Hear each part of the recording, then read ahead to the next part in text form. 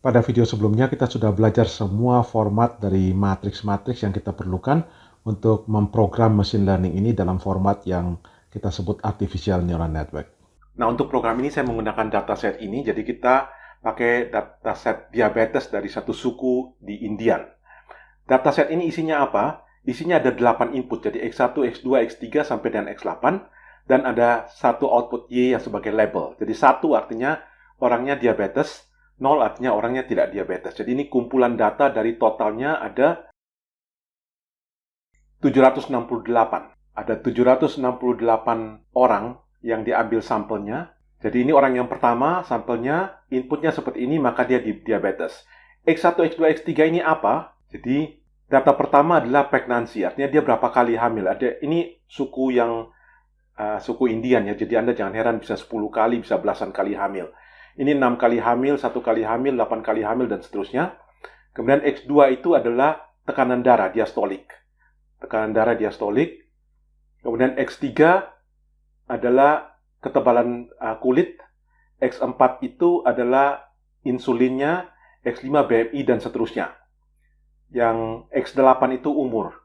Jadi kalau kita lihat di sini, X8 umur ini 50 tahun, 31 tahun. Kemudian ini labelnya, 1 diabetes, 0 berarti tidak diabetes. Jadi ini data yang sudah dihimpun dari berbagai orang di suku tersebut. Kemudian ini akan ditrainingkan ke dalam, kita akan pakai untuk kita belajar, membuat machine learning yang belajar dari sini. Kemudian kalau machine learning kita sudah cukup pintar, maka kalau kemudian hari ada data, kita kasih data seperti ini, maka mesin kita atau komputer kita bisa menebak orang ini kemungkinan diabetes atau tidak.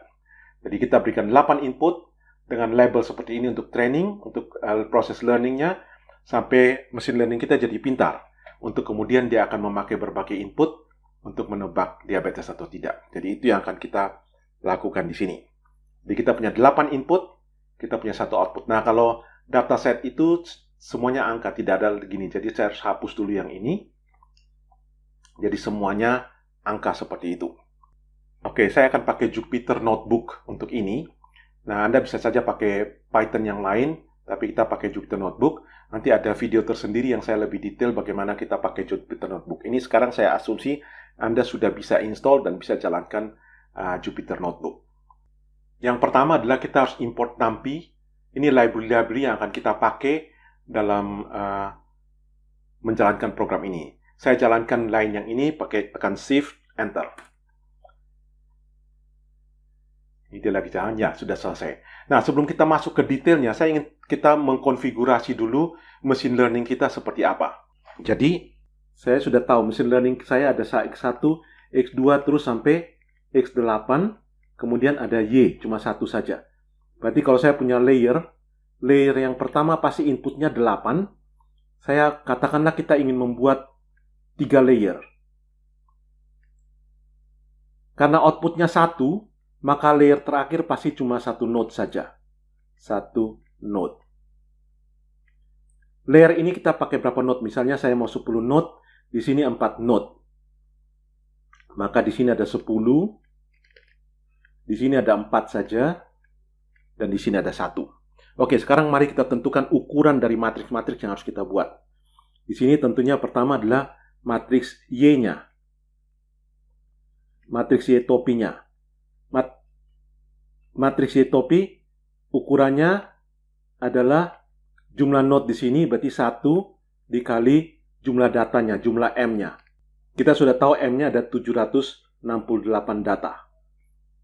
Maka kita punya X di sini. Saya punya X. X berapa? X karena ada 8 berarti ukurannya 8 kali 768. Jumlah fitur ada 8 dan ada 768 sampel data. Oke, sekarang saya mulai masuk sini. W1. W1. W1 ukurannya adalah jumlah node dikali jumlah input. Berarti 10 kali 8. B1 ini ukurannya sesuai jumlah node. Jadi 10 kali 1. Di sini W2 ukurannya adalah 4 kali 10. 4 kali 10. B2 karena ada 4 node di sini maka 4 kali 1. W3 W3 ukurannya ini karena satu node inputnya 4, berarti 1 kali 4. Sedangkan B3 karena hanya satu node berarti 1 kali 1. Ini W dan B-nya. Bagaimana dengan A dan Z-nya? Z1 karena ada 10 node, kita ingat dari video sebelumnya, ini berarti jadi 10 kali M. M-nya adalah 768. Demikian juga A1, ini akan sama juga 10 kali 768. Z2, ukurannya karena ada 4 node, berarti 4 kali 768. A2, ukurannya juga 4 kali 768. Bagaimana dengan Z3? Z3 karena hanya ada satu node, berarti 1 kali 768. Demikian juga A3, itu 1 kali 768. Kita tahu nanti Y topi ini sama dengan A3. Sehingga ukurannya harus sama. Oke, kita sudah dapat ukuran-ukuran matriks ini. Mari kita masuk ke dalam program kita. Langkah berikutnya adalah saya akan load file yang tadi. pimaindiandiabetes.csv. File yang tadi yang saya buka. Saya load dengan perintah ini.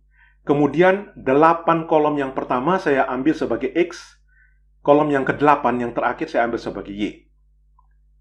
Ya, Anda lihat di sini kolom 1, 2, 3, 4, 5, 6, 7, 8 saya ambil sebagai X. Sedangkan kolom yang terakhir, ini kolom yang ke-9, saya ambil sebagai Y. Nah, di sini Anda lihat tulisnya 0,28. Itu artinya 0, 1, 2, 3, 4, 5, 6, 7. Jadi, kalau dalam Python, dia akan sebut ini kolom yang ke-0, 1, 2, 3, 4, 5, 6, 7. Ini kolom yang ke-8. Jadi kalau kita tulis 0.28, artinya 0, mulai dari 0 sampai dengan lebih kecil dari 8, artinya sampai 7. Kalau kita tulis begini, berarti dia ambil cuma 8 saja, kolom yang ke-8. Ini saya jalankan, maka saya sudah baca X dan Y. Sekarang coba kita lihat ukurannya. Kita pakai perintah ini, print x.shape. Anda lihat ukurannya 768 kali 8. Harusnya 8 kali 768.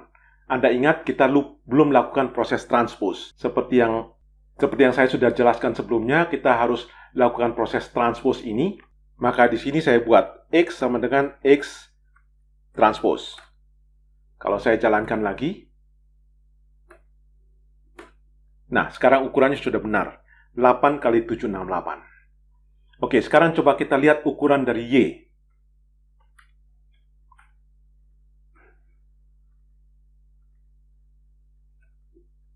Nah, ukuran dari Y 768, nah ini ukuran apa? Ini dalam Python punya seperti ini. Ini namanya rank 1 matrix. Jadi tidak jelas ini baris atau kolom. Karena itu kita harus pastikan dia bentuk baris atau kolom. Maka kita pakai perintah ini. Jadi Y-nya itu di reshape jadi satu kolom. Harusnya kita tulis begini. 768. Jadi Y yang tadi di reshape jadi 768 baris dan satu kolom. Baru nanti kita harus transpose juga. Jadi Y sama dengan Y transpose. Kita lakukan seperti itu. Tapi ada dalam Python kita tidak tahu angka ini berapa. Pokoknya kita buat saja angka -1, artinya sesuai dengan panjang yang sesungguhnya. Jadi kalau panjang yang sesungguhnya 768, ya dia akan tetap 768. Atau kita juga bisa ketik langsung sini 768, boleh juga. Nah, kalau ini saya jalankan. Ya, ini saya jalankan. X-nya, shape-nya sudah benar.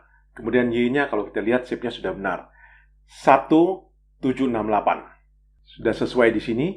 1768. Sama, ukuran dari matriks Y ini juga jadi 1 kali 768. Sekarang berikutnya kita harus membuat matriks W dan matriks B. Oke, W1, B1 tadi ukurannya 10 kali 8. Maka kita buat gini, isinya bilangan random dulu. B1 kita isi angka 0 saja, ukurannya 10 kali 1. Kemudian sama juga saya buat yang untuk W2 dan B2, saya tulis saja di sini. W2, B2, ini ukuran 4 kali 10. Ini 4 kali 1. Kemudian ini 1 kali 4. Ini 1 kali 1. W3, B3. Oke, maka saya sudah punya semua ini. Kalau saya mau lihat satu-satu, misalnya saya buat print W1.shape. Anda lihat ukurannya 10 kali 8, sama seperti yang tadi kita buat dalam slide sebelumnya. Oke, ini saya tidak usah buat aja supaya tidak usah membuat rumit. Ini cuma untuk cek ukurannya sudah sesuai atau tidak. Kita bisa hapus saja.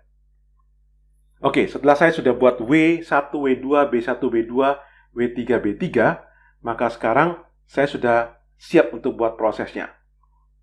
Nah, prosesnya tentunya adalah kita hitung Z1 untuk setiap layer. Kita hitung Z1 adalah W1 dikali inputnya. Dalam hal ini X, atau kita sebut A0 seperti biasa ya. X ini net saya buat sama dengan A0 ditambah B1.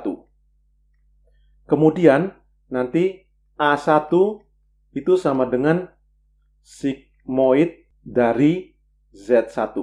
Untuk itu kita harus buat dulu fungsi sigmoidnya. Nah, ini saya buat fungsi sigmoid di sini, namanya sigmoid dari inputnya Z. Jadi A adalah 1 per 1 tambah E pangkat minus Z. Kemudian return A. Jadi ini saya sudah buat fungsi sigmoidnya dulu. Nanti saya tinggal panggil sigmoid saja. Oke, sekarang kita mulai menghitung Z1. Maka Z1 sama dengan W1 dikali X atau dikali A0. Lebih baik saya buat dulu namanya di sini. A0 sama dengan X. Jadi sekarang X sudah dibuat jadi nama lainnya A0. Maka saya sekarang tinggal kalikan.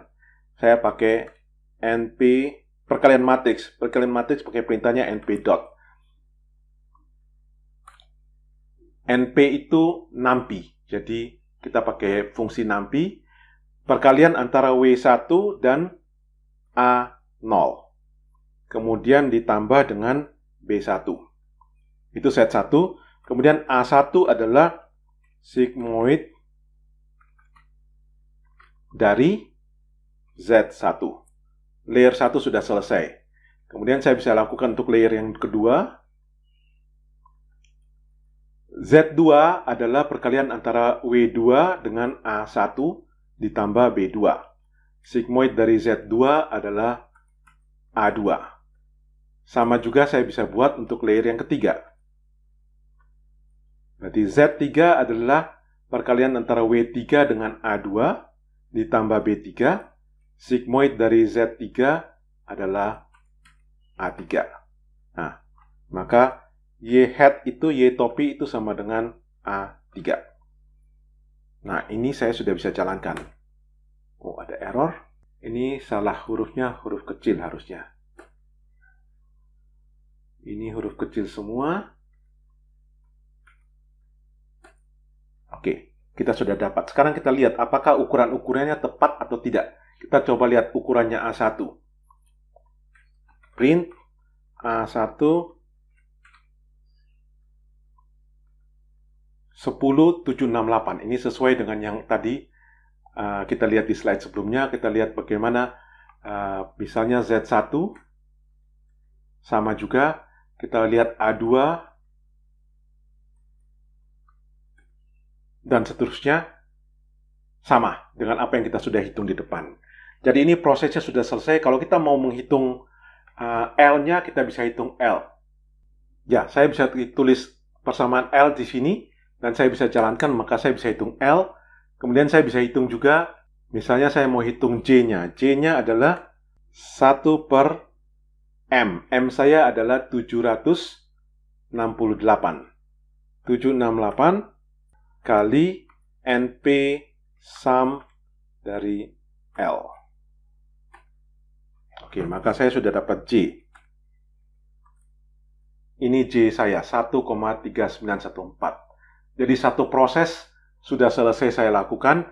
Anda lihat di sini, jadi prosesnya kita beri input, kemudian kita hitung Z, hitung A, hitung Z, hitung A, sampai kita dapat Y topi, kemudian kita sudah hitung L, kemudian kita sudah hitung J. Ini proses ini dari belakang maju ke depan, ini namanya proses feed forward.